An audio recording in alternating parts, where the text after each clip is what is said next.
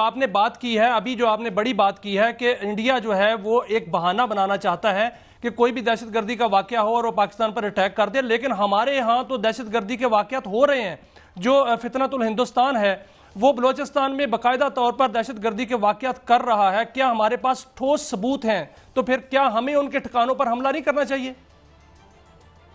जी बिल्कुल, देखिए पाकिस्तान जो है वो कैलिब्रेट कर रहा है अपनी वॉर ऑन टेरर को, और आप लोग हैप्पी टू नोट कि करें कि इसको नोट करें इस चीज को कि इंशाल्लाह आप देखेंगे कि बहुत अच्छा रिस्पांस जा रहा है। और ये काइनेटिक एक दफा सर्च बढ़नी थी, अब आहिस्ता आहिस्ता पाकिस्तान जो है वो फोकस्ड अप्रोच कर रहे हैं। देखिए पाकिस्तान और इंडिया दो न्यूक्लियर कंट्रीज हैं। मियां शाह साहब, ये इमोशंस के साथ ऐसे नहीं हो सकता कि आप इमोशन को सामने रखें। Of course there are other domains also जहां पे पाकिस्तान रिस्पॉन्ड करने की सलाहियत रखता है, but having said that Pakistan एक फैक्टर ऑफ स्टेबिलिटी माना जा रहा है। जी पाकिस्तान को दुनिया रिकॉग्नाइज कर रही है, रियलाइज कर रही है कि ये वाहिद मुल्क है जो रीजन में अब पीस की तरफ जा रहा है, जो स्टेबिलिटी लाना चाहता है और जेन्युइन पार्टनर हो सकता है for the stability in the region. तो आई थिंक हमें बहुत क्राफ्टी इस चीज को करना होगा, खासतौर पे अफगानिस्तान के कॉन्टेक्स्ट में। ऑफ कोर्स इंडियंस जो इन्वॉल्वमेंट है, एक चीज याद रखिएगा, जब आपने पानी को, जब आपने कश्मीर को, जब आपने अपनी सॉवरेनिटी को, अपनी जोग्राफियाई सरहदों को नेशनल वाइटल इंटरेस्ट करार दे दिया है, तो इसका मतलब यह है कि Pakistan will use all available means at its disposal to protect and guard these vital interest. कब करना है, कैसे करना है, वो leave it to the strategy. वो इंशाल्लाह आप देखेंगे कि पाकिस्तान साहब एक आपने बड़ी इंपॉर्टेंट बात की है, आपने बड़ी इंपॉर्टेंट बात की कि it's not about intentions, because your intentions are determined by your capability. ये तो मेरे ख्याल में एक बड़ी बुनियादी असूल जो आपने। अच्छा जल साहब, एक और मैं इशू की तरफ आता हूँ। आज एक वीडियो अनवेल की है अमेरिका ने, और उसमें एक हाइड्रोजन बॉम्ब जो है उसकी सिमुलेशन और उसकी तबाही, और उस पर पूरी दुनिया और पूरा मीडिया जो है वो उस पर चीख रहा है, इंडिया का भी, कि एक हाइड्रोजन बॉम्ब है और इसे ब्लैकआउट बॉम्ब कह रहे हैं, और ये 10,000 मीटर के रेडियस के अंदर जो है मुरब्बा जो क्या कहते हैं गज के अंदर या मीटर के अंदर हर चीज़ को पैरालाइज कर देगा, और बिजली, इलेक्ट्रिसिटी, और इस पे पूरी, और it's non nuclear weapon but it is perhaps इसे ब्लैकआउट बॉम्ब कह रहे हैं। तो इस हवाले से चाइना कोई ना कोई हैरत जो है वो उससे हमें हमकिनार करता रहता है। इस हवाले से क्या हमारे पास पहले कोई खबर थी, या आप क्या समझते हैं इस पे? अभी तो कुछ रूडिमेंट्री खबरें हैं, इब्तदाई खबरें हैं, तो इस पे कुछ आपका टेक क्या है?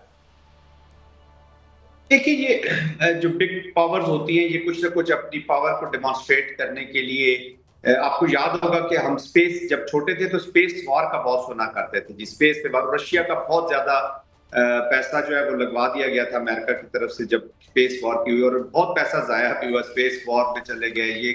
ये चीजें चलती रहती थी, अपनी हेजमोनिक अपना जो बिग पावर स्ट्रक्चर है उसको दिखाने के लिए कुछ ना कुछ ये करते रहते हैं। China is a crafty country जी, वो अपने आप को समझता है, वो डायरेक्ट कन्फ्रंटेशन में नहीं जाता, लेकिन वो ऑफ कोर्स अगर उसको कोई थ्रेट होगा कोई अपनी उसकी एग्जिस्टेंस को, तो वो अपनी एग्जिस्टेंस के थ्रेट को तो काउंटर करने के लिए किसी हद तक चला जाएगा। बट अपरेंटली मुझे ये लगता है कि ये एक अभी इनिशियल एक चीज स्टेजेस में है। अगर बातचीत इस पे हो भी रही है तो हाईली इररिस्पॉन्सिबल और अनबिकमिंग ऑफ, मतलब है किसी ह्यूमैनिटी के एंटी ह्यूमैनिटी ये बातचीत हो सकती है। इसको अगर कोई बना रहा है या इस तरह की पावर कोई गेन करना चाहता है, कोई फॉर दैट मैटर मुल्क को, वो एंटी ह्यूमैनिटी समझे की एक्टिविटीज कर रहे हैं जी। तो ये कंसर्न सबका, पूरी दुनिया का कंसर्न, जो इसलिए किसी रिलीजन, किसी एक कंट्री, किसी एक उसके रह नहीं जाता कि ये तो विक्टिम हो जाएंगे, ये तो डायरेक्ट विक्टिम होंगे और हम बच जाएंगे। तो ये तो फिर सारी दुनिया के जो अमन है या सारी दुनिया की जो तबाही है उसका ये जामिन हो सकता है। But this is highly regrettable. अगर इस तरह की कोई बातचीत भी हो रही है तो आई थिंक हमें उसको रिग्रेटेबल, आप ठीक कह रहे हैं, प्रोनाउंसली एक सामने लाना चाहिए। जनरल साहब देखें, लेकिन सर देखें जनरल साहब, ये ब्लैकआउट बम इसको कहा जाता है, और बाकायदा तौर पर एक ऐसा बम है जो जमीन से फजा में और दूसरे दुश्मन के जो है वो एरिया में इसको फायर किया जा सकता है, और इससे जब ये फटता है तो इससे दाती रेशे निकलते हैं, और वो 10,000 मीटर में जितना भी बरकी निज़ाम है, जितने रडार हैं, जितना वहां पर जो डिफेंस सिस्टम है, उसको पैरालाइज कर देता है। अब और चीन ने ये बाकायदा तौर पर बना लिया है, उनके जो मीडिया है, चीनी मीडिया, उन्होंने ये खबर दी है। अगर ये चीन जो है वो इसमें बहुत ज्यादा ये बम जो है वो मजीद तैयार कर लेता है, तो जो चीन को भारत से खतरा है, तो क्या ऐसी अगर सूरत हाल बनती है या कोई हमला होता है तो फिर भारतीय जो हमले हैं वो तो पैरालाइज हो जाएंगे और फौरी तौर पर उनका सिस्टम जो है वो पैरालाइज किया जा सकता है। जी हाँ, बिल्कुल किया जा सकता होगा जी। मैं टू बी वेरी ऑनेस्ट, मैं कोई टेक्निकली इसके ऊपर ज्यादा कमेंट इसलिए नहीं कर सकूंगा कि अभी तो ये तो क्लेम्स हैं जी। ऑन ग्राउंड क्या होगा और किसके लिए बनाया जा रहा है, that is more important. But having said that, ये भारत को, चाइना को, पाकिस्तान, रशिया, इस रीजन में हम सारे न्यूक्लियर कंट्रीज हैं जी। तो सबको एक रिस्पॉन्सिबिलिटी के साथ आगे बढ़ना होगा और उसका एक ही तरीका कार है कि आप कॉन्फ्लिक्ट रेजोल्यूशन की तरफ जाएं। साउथ ऑलरेडी एक पोजीशन ले रहा है जी, क्योंकि जो मैकेनिज्म्स हैं कॉन्फ्लिक्ट रेजोल्यूशन के, यूनाइटेड नेशन होगी, आईई के, अभी आपने हाल देख लिया जो होशर हो गया, तो I think south seriously feel कर रहा है कि अपने कॉन्फ्लिक्ट्स को मैनेज किया जाए, अपनी चीजों को बेहतर किया जाए। But having said that, India जैसा जब मुल्क रीजन में होता है, उसकी जो ह्यूब्रिस्टिक अप्रोच होती है और वो जो डिस्टेबलाइजर का फैक्टर होता है रीजन के बीच में, ऑफ कोर्स उसके अजायम को रोकने के लिए फिर लोग अपनी तैयारी तो करते हैं जी, वो अपनी मिलिट्री प्रोफेस को तैयार करते हैं। बट हैविंग इस पूरी डिबेट के बाद मैं यही कहूंगा कि ह्यूमैनिटी सफर जरूर करती है जी, चाहे फॉर दैट मैटर जंग के जो भयानक असरात है वो तो इंसानियत पे आते हैं जी। अभी आपने गाजा में जेनोसाइडल ऑपरेशंस देख रहे हैं, अभी यहाँ पर इंडिया पाकिस्तान के कॉन्फ्लिक्ट में, अब फ्यूचर के कॉन्फ्लिक्ट जो है उसमें सोसाइटीज ज्यादा इन्वॉल्व होंगी जी। शायद बॉर्डर पे बैठा हुआ सिपाही ज्यादा महफूज हो as compared to urban areas में बैठा हुआ एक आम शहरी। इस वक्त तो अगली जंग होनी इस चीज पे कि कौन कितना पेन अगले अपने एनिमी मुल्क को दे सकता है और कितना पेन खुद आप बर्दाश्त कर सकते हैं। तो पाकिस्तान तो ईरान की बात करूंगा मैं सर, ईरान की बात करूंगा। ईरान के हवाले से आपकी रहनुमाई चाहूंगा कि ईरान ने दोबारा अपनी एटमी तनसीबात पर तामीर नौ शुरू कर दी है। फर्दो जो उनकी एटमी तनसीबात है उन्होंने दोबारा उस पर जो है कंस्ट्रक्शन शुरू कर दी है।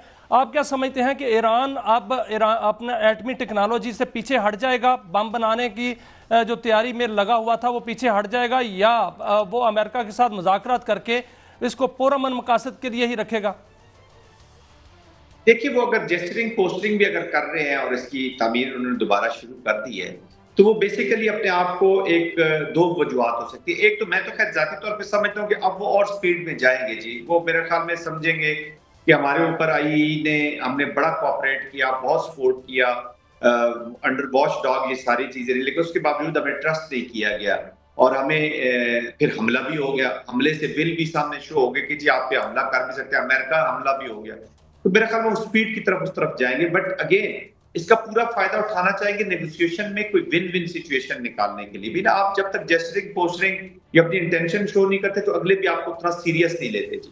तो दैट इज व्हाई ये मल्टीपर्पज है। बट आई थिंक सर्ज होगी और वो न्यूक्लियर को आप हसूल की तरफ अब मेरे ख्याल में और तेजी के साथ वो जाने की कोशिश करेगा, क्योंकि जितने भी मैकेनिज्म्स हैं, इंटरनेशनल मैकेनिज्म्स हैं, वो अंडरमाइन किए गए हैं जी। तो ये प्रॉब्लम होती है जब एक हेजेमोनिक स्टेट्स अपनी मिलिट्री एप्लीकेशन करती हैं, तो जो रूल बेस्ड सोसाइटीज होती है उनकी फंक्शनिंग चैलेंज हो जाती है। इस केस में भी इसी तरह की कोई चीज हो गई है। जनरल जनाब retired Zahid Mahmood sahab, it is a pleasure to have you on the show.